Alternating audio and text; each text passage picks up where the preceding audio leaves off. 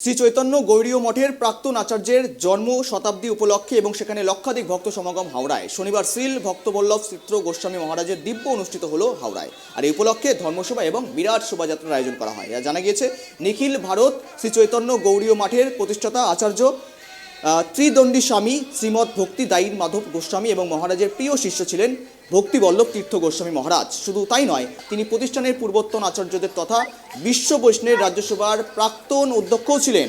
শনিবার বিরাট ধর্মীয় শোভাযাত্রার মাধ্যমে অনুষ্ঠানের সূচনা হয়।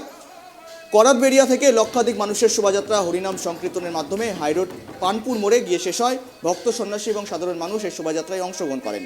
সৌনাথ সহ ভারতীয় সংস্কৃতির নানা দিক তুলে ধরা হয় শোভাযাত্রায়। রবিবার বিশাল ধর্মসভার আয়োজন করা হয় এবং ধর্মসভায় বহু বিশিষ্টজনেরা অংশ নিয়েছিলেন।